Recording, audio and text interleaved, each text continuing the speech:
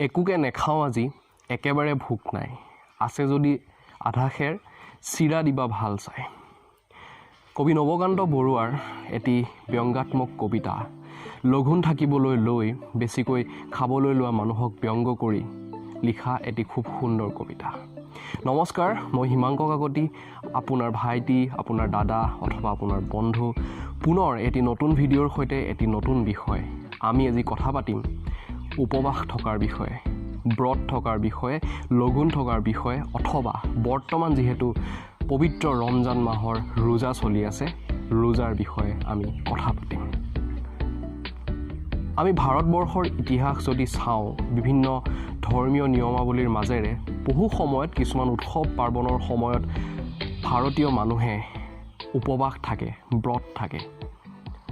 হিন্দু ধৰ্মৰ মানুহে ছট পূজাৰ সময়ত অথবা আমি কৰবা চৌথৰ কথা আমি জানো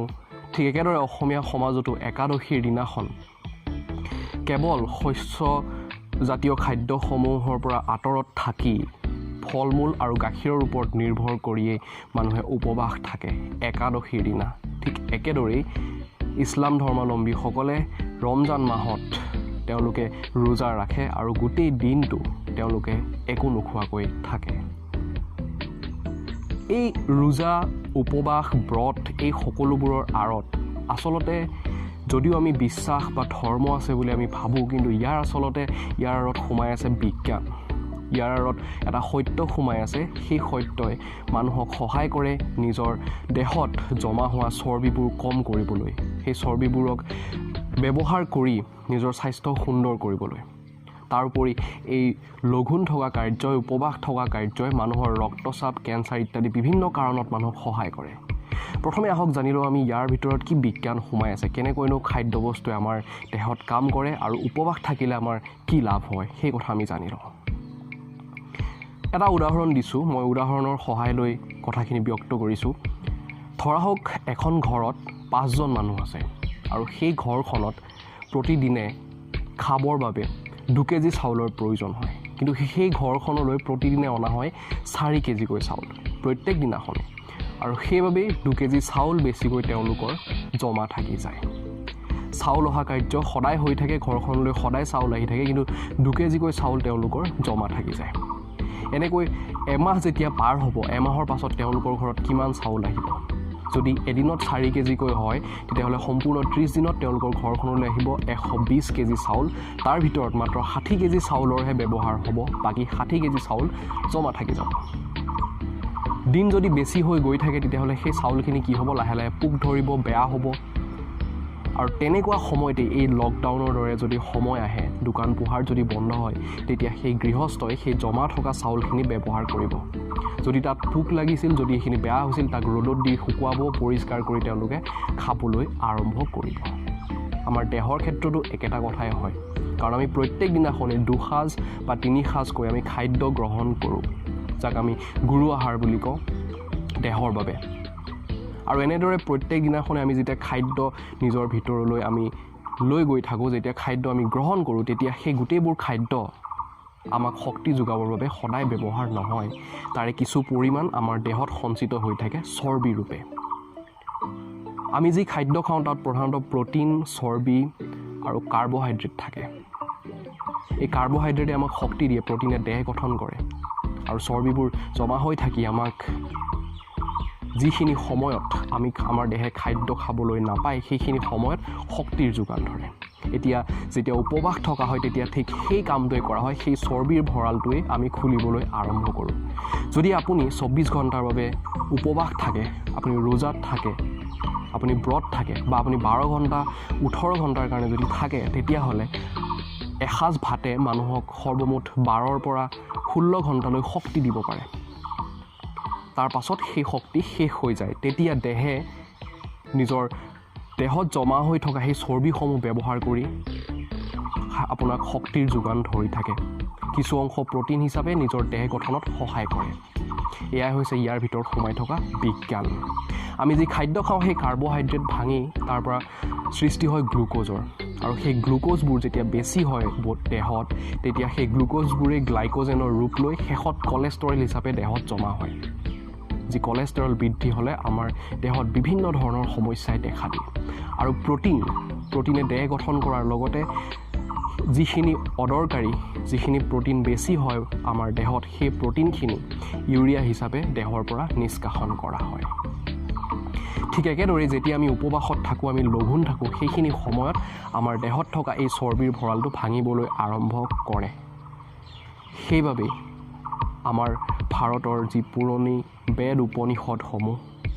বা বিভিন্ন ধৰ্মীয় দিশৰ পৰা চাবলৈ গ'লে উপবাস লঘোণ ব্ৰত ৰোজা সকলোৰে আমাৰ দেহৰ বাবে খুব এক সুন্দৰ নিয়ম কিন্তু আটাইতকৈ ডাঙৰ সমস্যাটো ক'ত হয় সমস্যা ইয়াত হয় আমি ইয়াক ধৰ্মীয় দৃষ্টিৰে চাওঁ সমস্যা তাত হয় ইয়াক যেতিয়া আমি নিয়মৰ ঠেক গইনালৈ লৈ যাওঁ তেনেকৈ কৰিলে আমাৰ ভুল হ'ব বৰ্তমান এই একবিংশ শতিকাত আমি ইয়াৰ ভিতৰত সোমাই থকা বিজ্ঞান বুজি পোৱাটো খুবেই প্ৰয়োজনীয় আপোনাৰ দেহৰ বাবে লঘোণ থাকক মাত্ৰ শব্দকেইটা বেলেগ অথবা বিভিন্ন ধৰ্মত বেলেগ ধৰণে কোৱা হয় কিন্তু প্ৰত্যেক ধৰ্মৰে এটাই লক্ষ্য আপোনাক সুস্থ কৰি ৰখাটো আপোনাক সবল কৰি ৰখাটো সেইবাবে বিভিন্ন ধৰ্মত এইদৰে লঘোণৰ বা উপবাসৰ কথা কোৱা হয় কিন্তু বৰ্তমান সময়ত আমি বহু সময়ত আমি এইবোৰ বিশ্বাস নকৰোঁ যি কি নহওক মই অলপ ৰাজনৈতিক দিশৰ পৰা এই কথাখিনি বিশ্লেষণ কৰিবলৈ বিচাৰিম যে ৰাজনীতিত কেনেকৈ বা বিভিন্ন সময়ত মানুহে উদাহৰণস্বৰূপে স্বাধীনতা আন্দোলনৰ সময়ত মহাত্মা গান্ধীয়ে অমৰণ অনশনৰ কথা তেওঁ পোষকতা কৰিছিল আৰু তেওঁ উপবাসে থাকি 21 দিনলৈকে তেওঁ উপবাসে থাকিছিল আৰু তাৰ জৰিয়তে তেওঁ ব্ৰিটিছৰ বিৰুদ্ধে যুদ্ধ কৰি গৈছিল উপবাসে থাকি তেওঁ হাতত অস্ত্ৰ তুলি লোৱা নাছিল সেয়া আছিল অহিংস নীতি আৰু তাৰ লগতে যেতিয়া সেইবাবে মহাত্মা গান্ধীয়ে তেওঁৰ আত্মজীৱনীত উল্লেখ কৰি গৈছে যে মানুহে যদি উপবাস থাকে মানুহ যদি লঘোণত থাকে মানুহে ৰোজা ৰাখে বা ব্ৰত থাকে সেইখিনি সময়ত মানুহ এজন সংযমী হয় মানুহৰ মনলৈ সুবুদ্ধি আহে এই কথা মহাত্মা গান্ধীয়ে তেওঁৰ আত্মজীৱনীত উল্লেখ কৰি থৈ গৈছে এতিয়া কথাটো হ'ল আমি ব্ৰত ৰাখিম বা ৰোজা ৰাখিম উপবাস থকাৰ কাৰণে আমাৰ কি লাভ হ'ব আমাৰ দেহৰ প্ৰথম কথা আপোনাৰ দেহত যি চৰ্বি আছে অতিৰিক্ত চৰ্বি যি চৰ্বিয়ে আপোনাক সকলো সময়তে চিন্তিত কৰি তোলে আপোনাৰ মেদবহুলতাত আপুনি ভুগি আছে সেই চৰ্বিবোৰ লাহে লাহে ধ্বংস হ'বলৈ আৰম্ভ কৰে সেই চৰ্বিবোৰ ব্যৱহাৰ হয় সেইটো আটাইতকৈ ভাল কথা প্ৰথম কথা দ্বিতীয় কথা কেঞ্চাৰ প্ৰতিৰোধত সহায় কৰে উপবাস থকা মানুহে সাধাৰণতে কেঞ্চাৰৰ দৰে দুৰাৰোগ্যৰ সন্মুখীন হ'বলগীয়া নহয় তৃতীয় কথাটো হ'ল এই ৰক্তচাপত কমাই আনে এই ৰক্তচাপ আমাক কমাই আনে যাক আমি ব্লাড প্ৰেছাৰ বুলি কওঁ তাৰপিছত ডায়েবেটিছ এনেকৈ বিভিন্ন কথা আৰু তাৰোপৰি মানুহৰ যি বয়স বৃদ্ধি হয় লাহে লাহে সেই বয়স বৃদ্ধিটো এই উপবাসে কাম কৰে অৰ্থাৎ মানুহৰ যি গ্ৰোথ হৰমন সেই গ্ৰোথ হৰমন অকণমান বিলম্ব কৰি দিয়ে সেইবাবে মানুহ লাহেকৈ বুঢ়া হয় বহুদিনলৈ মানুহ ডেকা হৈ থাকিব পাৰে এইবোৰ হৈছে ইয়াৰ ভাল দিশ কিন্তু বেয়া দিশো নথকা নহয় বেয়া দিশবোৰ হ'ল এনেধৰণৰ ধৰি লওক ইয়াৰ বাবে আপুনি যেতিয়া আপুনি লঘোণৰ পৰা উপবাসৰ পৰা বাহিৰত আহিব আপুনি উপবাস ভাঙিব সেইখিনি সময়ত আপুনি হয়তো বহুত বেছি প্ৰয়োজনতকৈ বেছি আহাৰ আপুনি খাব পাৰে যাৰ বাবে আপোনাৰ দেহৰ ইলেক্ট্ৰলাইটবোৰ ইমবেলেঞ্চ হৈ যাব পাৰে আৰু তাৰ বাবে গৈ আপোনাৰ অন্য কিবা বেমাৰ হ'ব পাৰে সেইবাবে যদি আপুনি লঘোণত আছে আপুনি উপবাসত আছে সেইখিনি সময়ত এই কথাটো মনত ৰাখিব যেতিয়া আপুনি উপবাস ভাঙিছে যেতিয়া খাবলৈ আৰম্ভ কৰিছে তেতিয়া যাতে আপুনি অলপ সংযমী হৈ খায় অভাৰ ইটিং যাতে আপুনি নকৰে সেই কথাটো মনত ৰখা খুবেই প্ৰয়োজনীয় আৰু তাৰ লগতে মই আন কিছুমান কথা অনুজ্ঞাত থ'বলৈ বিচাৰিম বৰ্তমান সময়ত এই আধুনিক জগতখনত আমি দেখিবলৈ পাওঁ পাশ্চাত্য সভ্যতাই আমাৰ ভাৰতৰ যি সভ্যতা সংস্কৃতি পুৰণি সেইবোৰ তেওঁলোকে সদায় গৱেষণা কৰি থাকে আৰু গৱেষণা কৰাৰ কাৰণ এটাই আমাৰ এই সভ্যতা আমাৰ এই সংস্কৃতিত বহুতো কিছুমান গোপন কথা লুকাই আছে কিছুমান ৰহস্য লুকাই আছে জীৱনৰ বিষয়ে সেইবাবে তেওঁলোকে এতিয়া ফাষ্টিং অৰ্থাৎ এই উপবাসৰ বিষয়ে তেওঁলোকে গৱেষণা কৰে আৰু সেইবাবে বৰ্তমান সময়ত intermittent fasting water fasting clean fasting আৰু মিনি ফাষ্টিং এনেকুৱা বিভিন্ন ধৰণৰ কিছুমান উপবাসৰ ব্যৱস্থা তেওঁলোকে কৰি লৈছে ইণ্টাৰমিটেণ্ট ফাষ্টিং কি হয় সেই কথা যদি আপুনি জানিব বিচাৰে আপুনি ওপৰত থকা আই বটনটোত আপুনি চাব মই এটা ভিডিঅ' এই সম্পৰ্কে সম্পূৰ্ণকৈ কৰি থৈছোঁ ডায়েটিঙৰ বিষয়ে তাতে আপুনি সেই বিষয়ে পাব মই কৈ দিছোঁ ৱাটাৰ ফাষ্টিঙৰ বিষয়ে সেইবাবে মহাত্মা গান্ধীয়ে 21 দিনৰ বাবে ৱাটাৰ ফাষ্টিং কৰিছিল তেওঁ কেৱল পানী খাই জীয়াই আছিল 21 দিনৰ বাবে আৰু বৰ্তমান সময়তো বহুত মানুহে কৰে কেৱল পানী খাই 10 দিন 15 দিন এনেকৈ মানুহে থাকে কিহৰ কাৰণে থাকে কাৰণ যিখিনি সময়ত আমি কোনো ধৰণৰ আহাৰ ভিতৰলৈ নিনিওঁ সেইখিনি সময়ত আমাৰ ভিতৰৰ পাকস্থলী বৃহদান্ত্ৰ ক্ষুদ্ৰান্ত সকলোৱে যকৃত সকলোৱে এক জিৰণি পায় আৰু যিকোনো যন্ত্ৰকে সদায় আমি জিৰণি দিব লাগে আমি যদি নিজৰ দেহটোকো এক যন্ত্ৰ বুলি ভাবোঁ তেতিয়াহ'লে ইয়াকো জিৰণিৰ প্ৰয়োজন আছে আপুনি যেতিয়া উপবাসত থাকে তেতিয়া আপোনাৰ ভিতৰৰ যকৃত পাকস্থলী বৃহদান্ত্ৰ ক্ষুদ্ৰান্তই এক জিৰণি পায় আৰু সেই সময়তেই আপোনাৰ সম্পূৰ্ণ দেহ যি ইয়াৰ ভিতৰলৈ যিবোৰ বিষাক্ত পদাৰ্থ যায় খাদ্যৰ জৰিয়তে সেইবোৰ বাহিৰ কৰাত সহায় কৰে আৰু আপোনাৰ দেহ গঠনত এইখিনি সময়ত ভূমিকা লয় গতিকে যিখিনি নহওক একেবাৰে শেষত এটাই কথা ক'ম সকলো ধৰ্মৰ মাত্ৰ এটাই উদ্দেশ্য ই হৈছে জীৱনটো সুন্দৰভাৱে জীয়াই থকাৰ এটা পথ মাত্ৰ সেইবাবে ধৰ্মক সদায় বেলেগ বেলেগ দৃষ্টিৰে নাচাব কোনো মানুহক পৃথক নকৰিব আমি সকলোৰে মিলাপ্ৰীতিৰে থাকিলেহে এখন সোণৰ অসম গঢ়িব পাৰিম মই জানো আপোনাৰ জীৱনত থকা প্ৰত্যেকজন মানুহকে আপুনি ভাল পায় আপোনাৰ বন্ধু পৰিয়াল প্ৰিয়জন আত্মীয়জন সকলোকে এই ভিডিঅ'টি সেইবাবে শ্বেয়াৰ কৰক